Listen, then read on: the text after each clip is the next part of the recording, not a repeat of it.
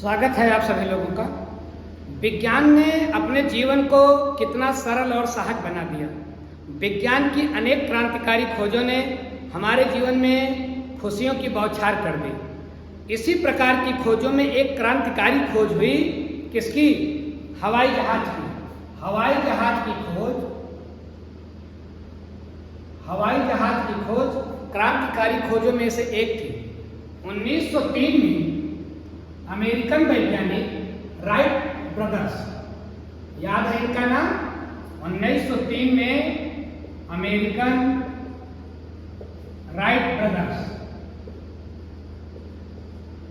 बंधुओं ने जब सबसे पहले 1903 में जब सबसे पहले उड़ान भरी राइट बंधुओं ने, अमेरिकन वैज्ञानिकों ने, तो पूरी दुनिया ऐसे सोच रही थी जैसे कोई बहुत बड़ा सपना साकार हो गया हो। जब से ये संसार बना है, जब से मनुष्य ने अपना होश संभाला है, तब से मनुष्य उड़ने का सपना देखता रहा है। और ये सपना किसने साकार करके दिखा दिया? राइट बंधुओं ने, अमेरिकन वैज्ञानिकों ने। इन्होंने पहली बार जब 1903 में उड़ान भरी तो पूरी दुनिया आश्चर्यचकित आंखों से देख रही थी। सफल उड़ान रही, लोग खुश हुए। तब से हवाई जहाज के ऊपर शोध होने लगा, अनेक मॉडिफाई मॉडल आने लगे। उन्हीं मॉडिफाई मॉडलों में एक मॉडल आया बोइंग कंपनी का। कौन सा विमान? जो अभी अभी अहमदाबाद में क्रैश हुआ। हम सभी लोग जानते हैं कि उसमें सवार सभी 242 लोग मारे गए। वो जहाज जहां गिरा, जिस हॉस्टल पर गिरा, वहां भी अनेक लोग मारे गए। उसकी जद में आने वाले बहुत से लोग झुलस गए, बहुत से लोग मारे गए। ये अपने लोगों को पता है। अब ये जो बोइंग विमान है, यह अमेरिकन कंपनी है जो इस विमान को बनाती है। ये जो विमान अहमदाबाद में क्रैश हुआ है, बोइंग विमान, ये बोइंग विमान कौन सा मॉडल है? 7878 ड्रीम लाइनर। ये एक मॉडिफाई विमान माना जाता है जो बहुत ही सुविधाजनक है, आधुनिक साज सज्जा से सुशोभित है। कौन सी ऐसी सुविधा है जो ड्रीम लाइनर में मौजूद नहीं है?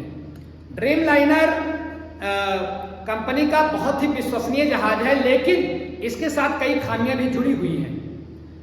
तब भी ये जानते हुए कि इस विमान में कुछ एक खामियां हैं और तरह तरह के इससे क्रैश हुए हैं, अभी उसकी चर्चा अपने लोग करेंगे, फिर भी पता नहीं क्यों 150 देशों की सरकार इस पर मेहरबान है। 150 देश के लगभग बोइंग कंपनी का विमान खरीदते हैं, जबकि ये कंपनी हमेशा संदेह के घेरे में रही है।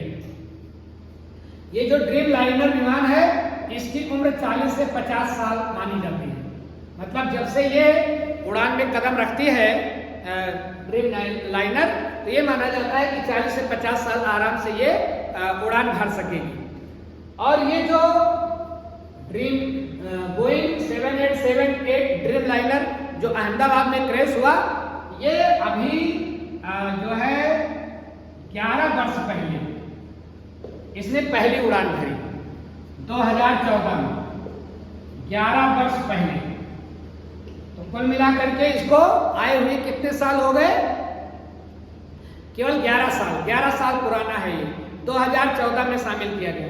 इसकी यात्री क्षमता कितनी है? इसकी यात्री क्षमता है 248 और 242 यात्री थे। आप लोगों को पता है कि कुछ यात्री छूट भी गए ट्रैफिक जाम के कारण अहमदाबाद में, नहीं तो वो भी इसी क्रैश का शिकार होते। अब 248 क्षमता है, 200 मतलब फुल भरा गया था जहाज, कंप्लीटली फुल था।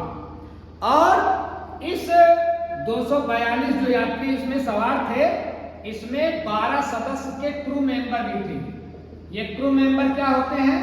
क्रू मेंबर होते हैं पायलट और प्लेन के और भी सर्विस प्रोवाइड करने वाले लोग होते हैं। इन 12 में 2 पायलट थे, 2 पायलट थे। तो ये सारे लोग सवार थे। अब आइए इस विमान के बारे में हम लोग थोड़ा सा जानें। ये विमान काफी भारी भरकम विमान है, जिसकी लंबाई लगभग 50 मीटर। लंबाई कितनी है? ड्रीम लाइनर की लगभग लंबाई है 50 मीटर। इसकी चौड़ाई पंखों सहित, जो उसका जहाज में हम लोगों ने देखा ना पंख निकले होते हैं, तो पंख सहित जो इसकी चौड़ाई है वो लगभग 60 मीटर। अब आप कल्पना करें कितना भारी भरकम जहाज है। और अगर इस जहाज की ऊंचाई की बात करें तो 16 मीटर, तो 50 मीटर लंबा, पंख सहित 60 मीटर चौड़ा और ऊंचाई 16 मीटर। अब आप समझे ये कितना भारी भरकम विमान है। और इस विमान की क्षमता क्या है? ये विमान 14 से 16 घंटे लगातार उड़ सकता है। लगातार ये कितनी देर तक उड़ान भर सकता है? 14 से 16 घंटे, मतलब कई एक खूबियों से भरा हुआ ये विमान है। और ध्यान रखें, ये विमान 1,26,206 लीटर ईंधन रखने की क्षमता रखता है। और दुर्भाग्य की बात यह है कि जब ये विमान अहमदाबाद से चला तो इसमें इतना ईंधन फुल था, मतलब ईंधन भी फुल और यात्री भी फुल। यही और जान ले कि इस ड्रीम लाइनर की स्पीड की अगर हम बात करें तो ये 954 किलोमीटर प्रति घंटा की स्पीड से चल सकता है। बहुत अच्छी स्पीड है।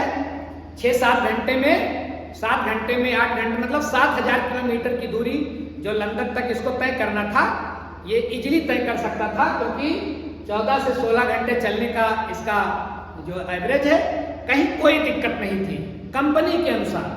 अभी अपने लोग चर्चा करेंगे कि इसमें प्रॉब्लम कहां थी। और ध्यान रखें, अगर इस जहाज की कीमत की बात करें तो पता है ये कितना महंगा जहाज है? ये जहाज 2.81 हजार करोड़ रुपए की लागत का है।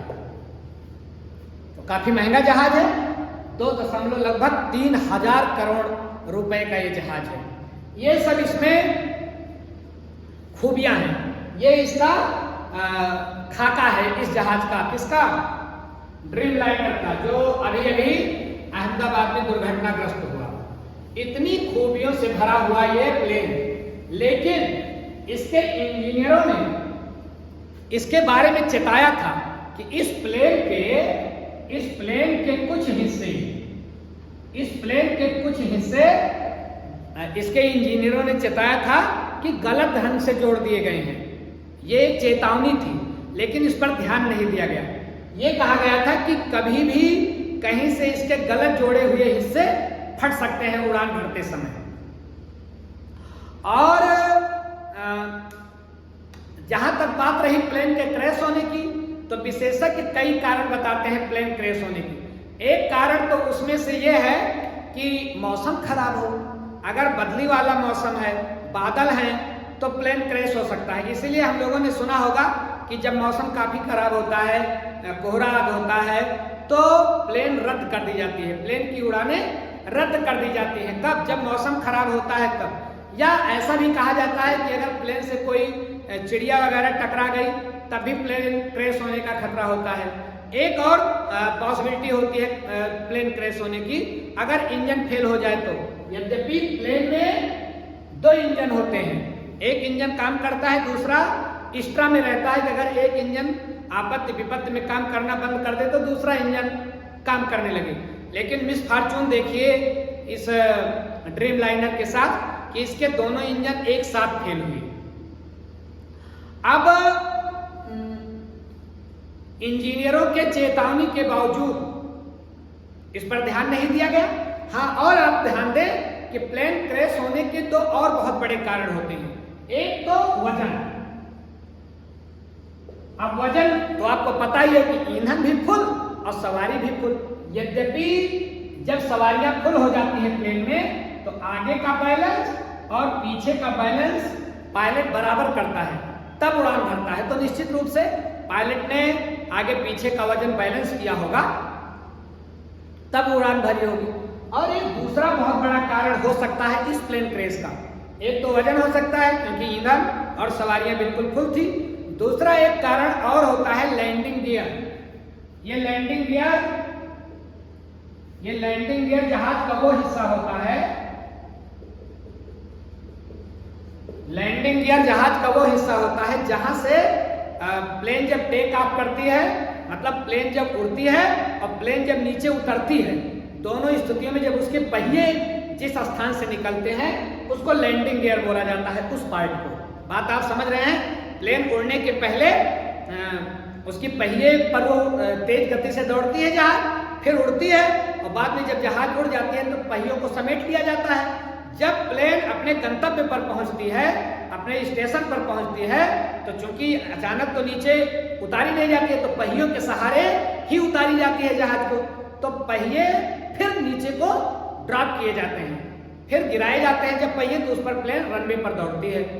तो वो ये स्थान कहलाता है लैंडिंग गियर। अगर इसमें कुछ गड़बड़ी आ जाए तब भी प्लेन क्रैश होने की संभावना बढ़ जाती है। फिलहाल हर प्लेन में एक ब्लैक बॉक्स लगा होता है। ये ब्लैक बॉक्स क्या होता है? ब्लैक बॉक्स जो है वो प्लेन की सभी गतिविधियों को रिकॉर्ड करता है। ब्लैक बॉक्स, इसका अध्ययन करके विशेषज्ञ ये पता लगाते हैं कि प्लेन में क्या गड़बड़ी हुई थी। मतलब इसको ऐसे समझें जैसे किसी कमरे का सीसीटीवी कैमरा, ठीक वैसे प्लेन का सीसीटीवी क्या है? Black box. ये सारी चीजों को रिकॉर्ड करता है और ये बचा रह जाता है। ये ऊंचे तापमान पर भी जलता नहीं है, पानी से इसको खतरा नहीं है, आग से इसको खतरा नहीं है, न ये जल सकता है न पानी इसको गीला कर सकता है। तो ये जो ब्लैक बॉक्स होता है इसका अध्ययन अभी तक नहीं हो पाया है अहमदाबाद में होने वाले प्लेन क्रैश का।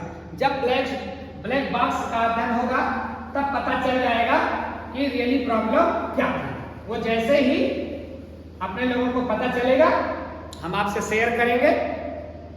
अब आए देखें कि ये तो इस जहाज की विशेषता रही ड्रीम लाइनर की। अब आइए देखें कि इसका इतिहास कितना गड़बड़ है। इसका बोइंग का। बोइंग मैंने आपको बताया कि एक ऐसी कंपनी है जो 150 देशों को अपनी जहाज सप्लाई करती है, लोग खरीदते हैं बिंदास होकर के। इंडिया भी उसी में से है। अब देखें कि इसका इतिहास इतना खराब है कि अभी तक इस प्लेन से 108 साल पुरानी कंपनी है ये। बोइंग कितनी पुरानी कंपनी है? 108 साल पुरानी कंपनी है। इसमें 6000 दुर्घटनाएं हुई हैं इस विमान से। अब आप कल्पना करें कितना गड़बड़ इतिहास है इसका। 108 वर्ष में 6000 एक्सीडेंट और इस दुर्घटना में 9000 मौतें हुई हैं।